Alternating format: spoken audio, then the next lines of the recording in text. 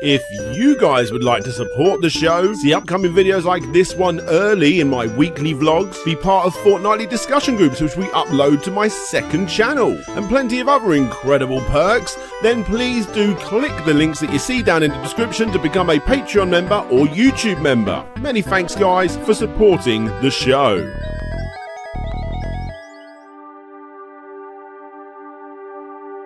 I think it comes to the shock of nobody when I tell you I love me some side-scrolling brawlers.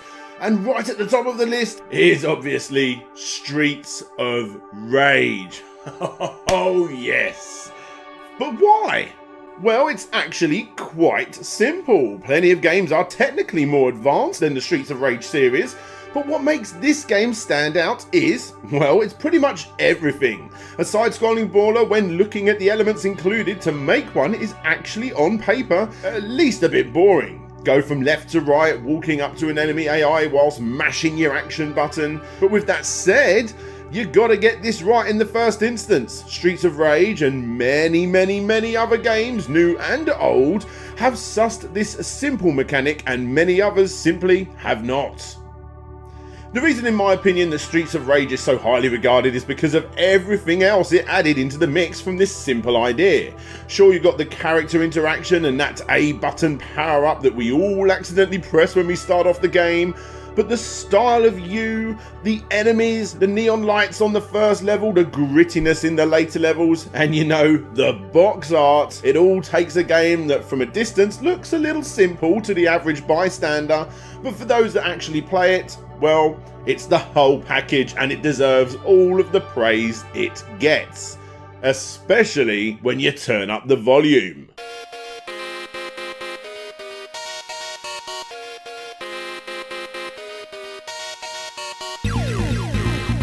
Streets of Rage wasn't the first, and honestly it didn't exactly push boundaries compared to what came before it.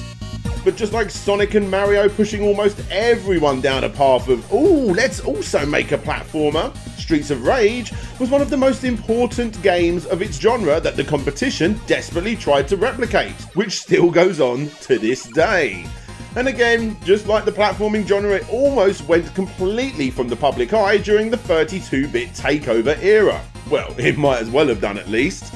However, thankfully, nowadays, side-scrolling brawlers are back with a vengeance on the indie scene, and I have personally covered quite a few myself, which I highly suggest you check out. Seriously, Streets of Rage and River City Girls are excellent titles, guys.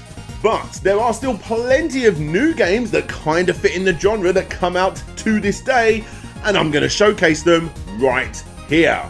Hi everybody, I'm Daniel Robertson, aka DJ Slope, and this is 4 games to play whilst we wait for Streets of Rage 4. Welcome to Slope's Game Room.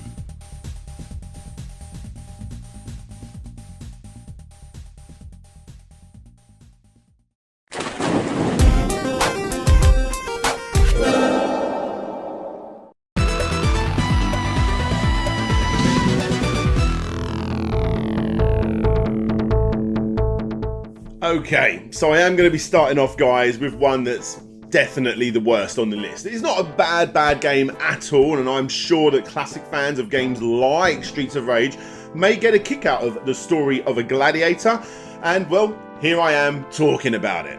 Story of a Gladiator starts off strong with its gory, well-drawn and okay voice-acted introduction about a young gladiator down and out on his luck after his friends and family die, with this being his only way to freedom.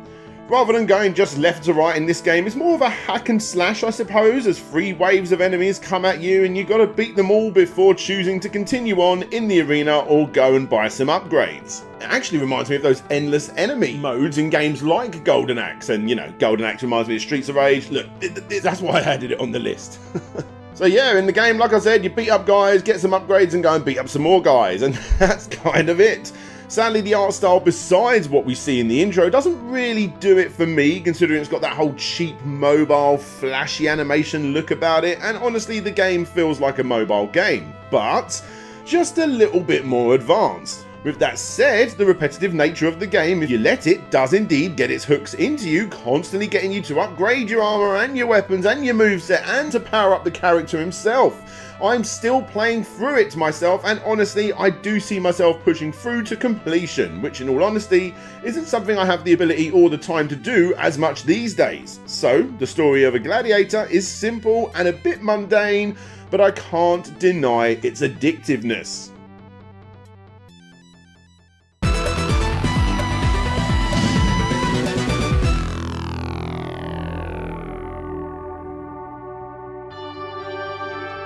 So, this one was a little bit tough to put into the list, guys, because honestly, the Streets of Rage brawler type section actually only takes up between 10 to 15% of the final game.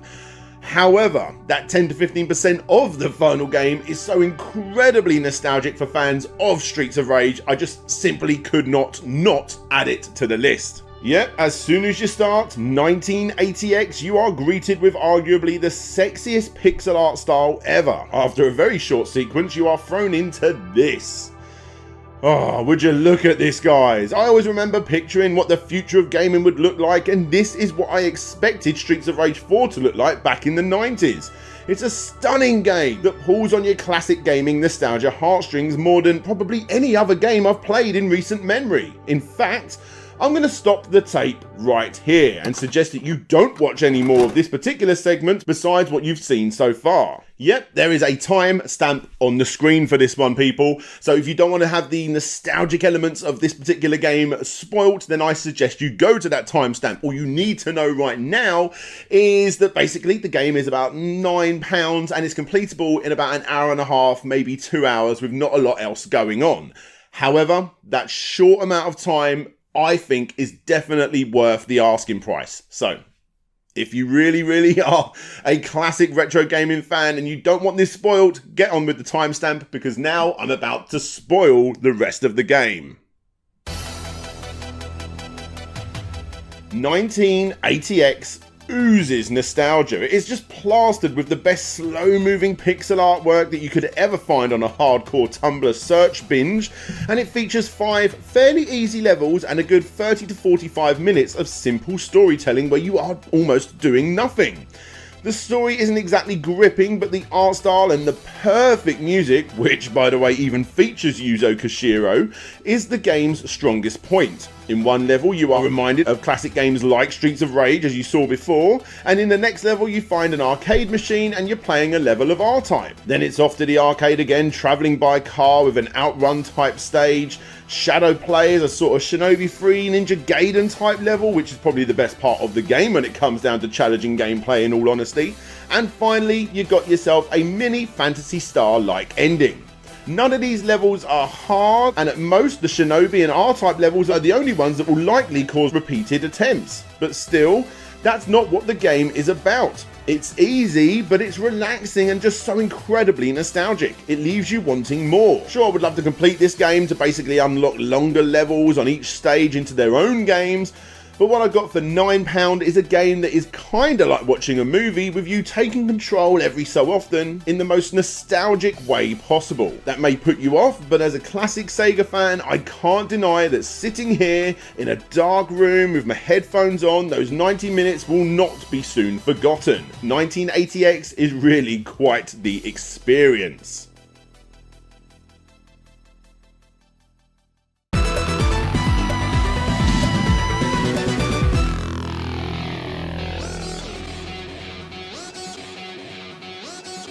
Welcome back, everybody that skipped forward. Yes, go and check out 1980X if you got like £9 to spare and a couple of hours in a dark room with your headphones on. It's well worth it.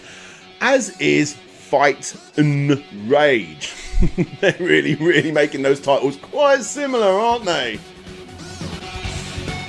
So yeah, this game is actually pretty awesome, guys. Firstly, it's trying incredibly hard to appeal to a 90s crowd with its heavily implemented 90s CRT filters and scan lines, which yes, I do usually turn off, but it's all part of this game's charm. It takes it to the next level.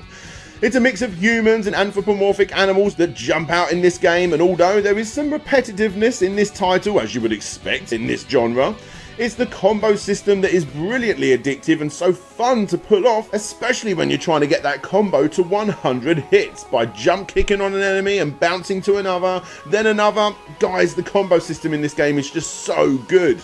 Just like the classics, this title isn't exactly long, probably only taking about an hour or two to finish, depending on how well you do, of course. But with its multiple endings, decent amount of unlockables, and the odd branching path, in my opinion, it's the perfect length.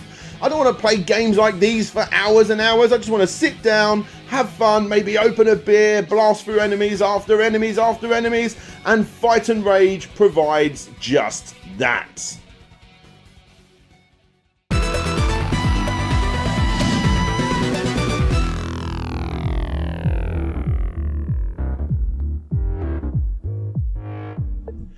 And here we are, the top spot. Guys, this game is so good. And I'm very surprised it hasn't been talked about more when looking up reviews on YouTube.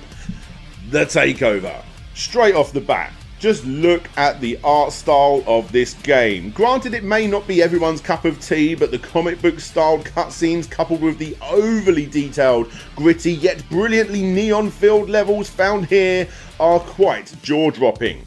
It feels as if everything you do lends itself to actually help boost that visual style, from the explosions to the shaking of the scenery when enemies fall. It's incredibly impactful and really does give this game a unique look and feel, probably more than any other game in the genre. But more importantly than that, the game itself is actually pretty damn good. When you get used to it, that is. Now, this game is definitely more Final Fight than Streets of Rage. I'm sure people that have played both will understand that. The characters are all a lot bigger than Streets of Rage, and it just has that harder hitting edge to it compared to Streets of Rage that Final Fight has over that game, especially when compared to Streets of Rage 1. And you know what? I'm fine with that. Most games fall down in this department, especially games like Raging Justice, which I've also reviewed. And if you ask me, copying a more Final Fight type game just seems to work for this game better than I could imagine a Streets of Rage game would work for this style. On top of this, a few extra additions include an actual gun which you will need to get ammunition for as you play through, making it a very tactical fighting option. A brilliant combo system again is implemented here, which when mastered feels great to pull off, especially in multiplayer. And you've got a rage gauge, obviously it's rage, that when filled up and activated fills the screen red and basically just gives you a nice little boost. Each character, just like Streets of Rage 2, has an ability which slightly reduces your health, but is extra powerful against enemies. And best of all, you even have this sort of bring the rain sort of aerial attack similar to the original Streets of Rage 2, which is actually my favourite Streets of Rage. Yes, I know I'm in the minority there, but it's something that I've always loved and I've wanted back since the very beginning of this genre. Well, for me.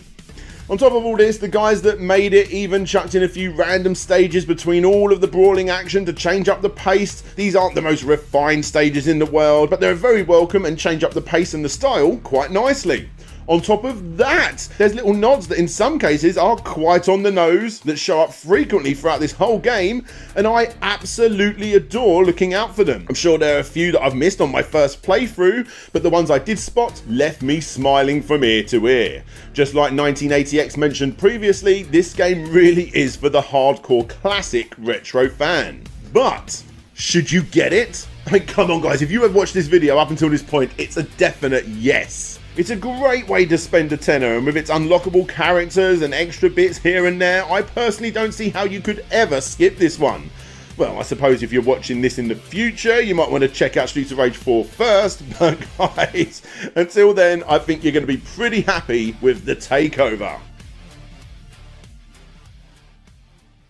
Hey there guys, thank you for checking out the video. Yeah, I've wanted to do like this little compilation Streets of Rage video for a little while, so yeah, I think there's some good choices there. If you know any games that I should have mentioned, you know, newer games, then write them down below, and also check those links down below if not only you want to become a Patreon and YouTube member, which you definitely should, but also if you want to check out previous reviews and other games similar to these ones.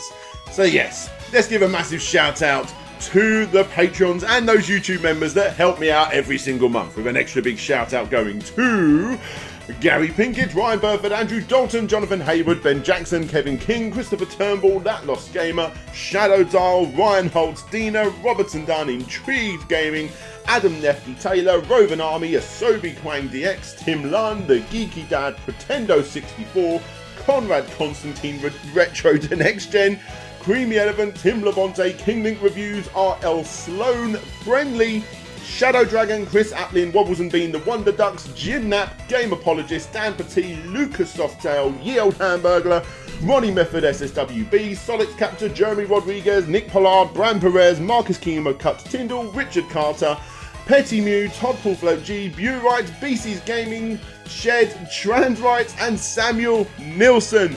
And of course, Richard Aldigic? I hope I'm saying that correctly. Sorry, mate, you came in after I recorded this. Thank you very much for the support, man. Thank you guys for supporting the show. And if you guys want to get your name shown and get your name shouted out like these awesome people are doing right here, then click those links you see down below.